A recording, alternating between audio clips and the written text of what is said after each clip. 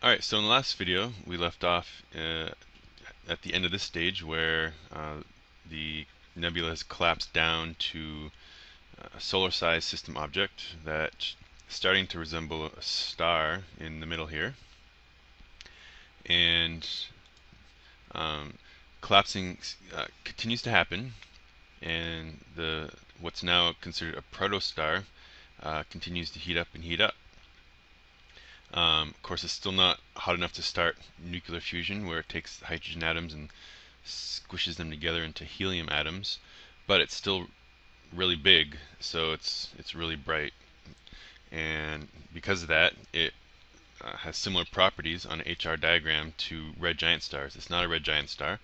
As we continue on with the life cycle of stars, we're going to see that red giants happen as the star is dying, the red giant phase, but it's still up in this really big, like 100 solar radius area, and it's really bright, well over 100 solar luminosities.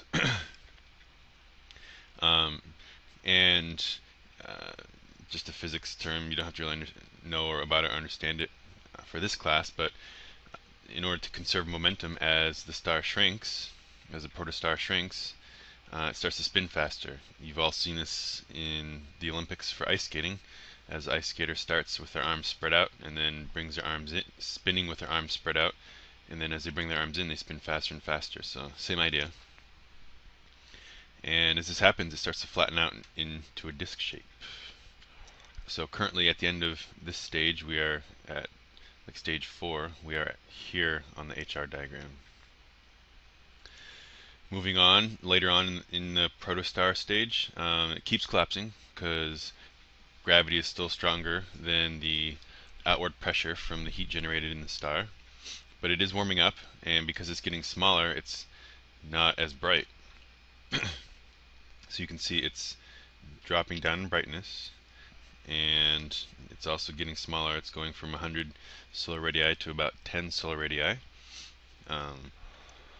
And it's also getting a bit hotter because this is hotter temperature in this direction. So as we're approaching stage 5, the even though it's not fusing yet, it's still it starts to really blow off some steam. It has a really extreme solar winds, much more extreme and powerful than the solar winds we experience right now with our sun. And these solar winds blow away much of the disk material, and this is called the T-Tauri phase. All right, and you can see where we're headed. We're headed down to dimmer, smaller, yet hotter properties for the star. Finally, as it's collapsed enough, the temperature inside the core of the star is hot enough to start nuclear fusion.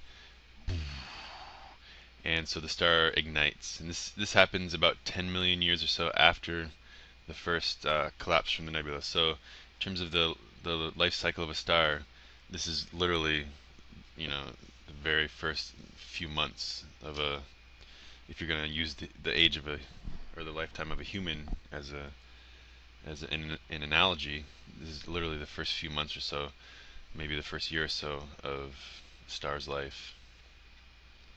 It's still not main sequence yet, because main sequence is when there's a true balance between the inward pull of gravity and the outward pressure from the heat of the star. But we're getting close. We're at stage 6 now.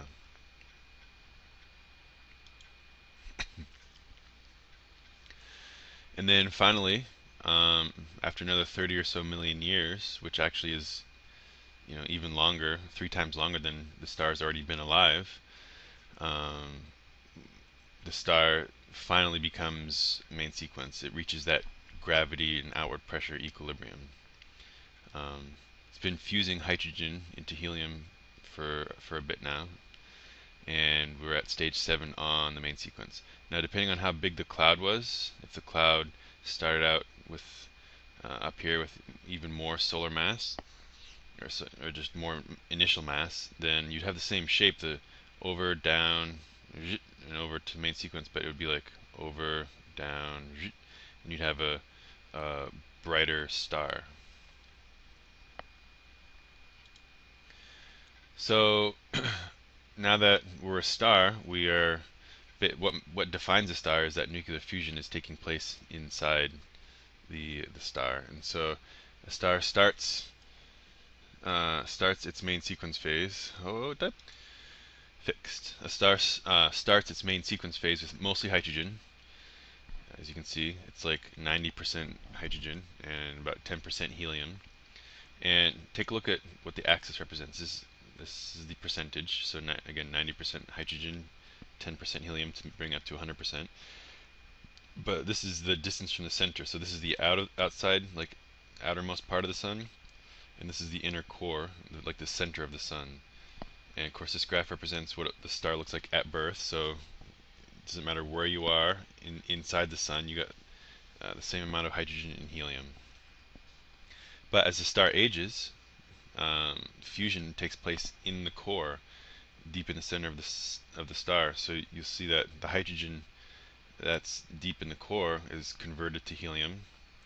But there's a point, this line here, where initially fusion doesn't happen.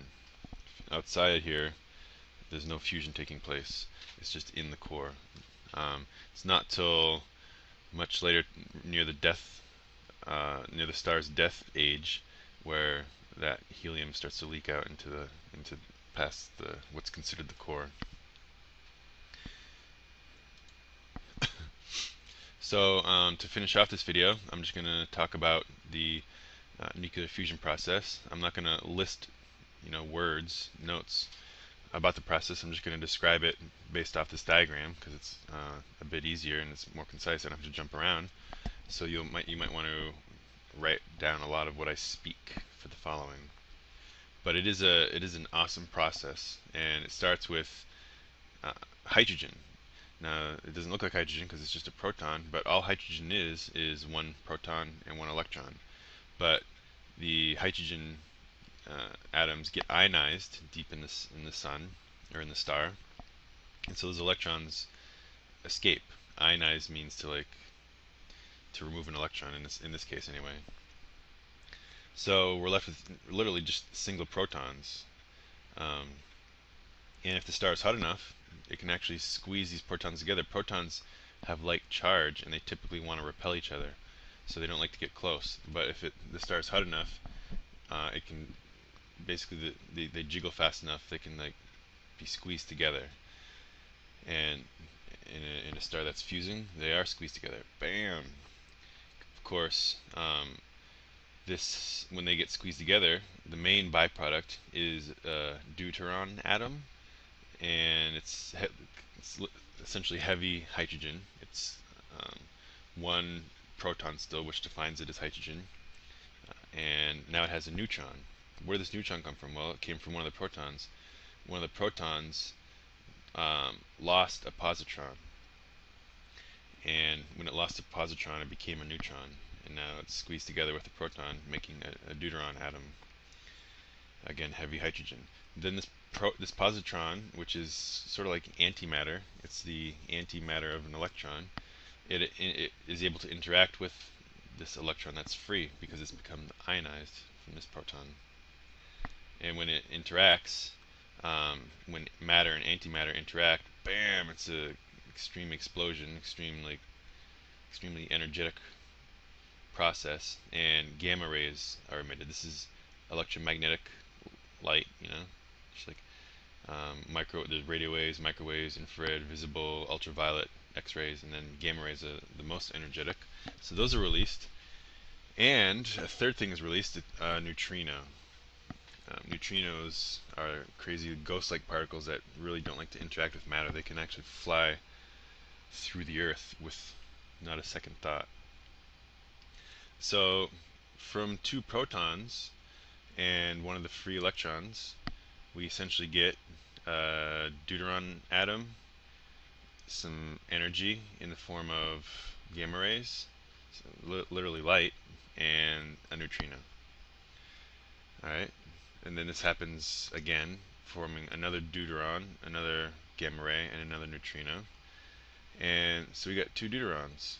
Alright, those two deuterons come together with two more protons, and it's a simple process that they literally just, well, actually no, sorry, it's not a single combination. This deuteron and this proton combine to form a helium-3, and this deuteron and this proton combine to form a helium-3.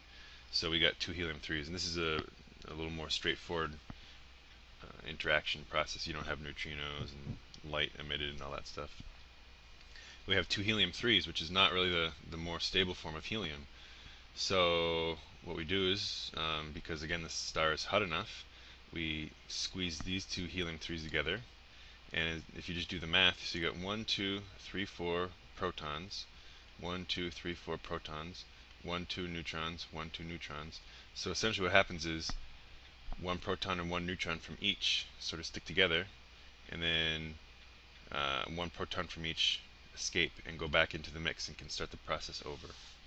So just to summarize, we start off literally with six protons, 1, 2, 3, 4, 5, 6, and two of those 6 turn into neutrons, and 4 of the 6 stay as protons.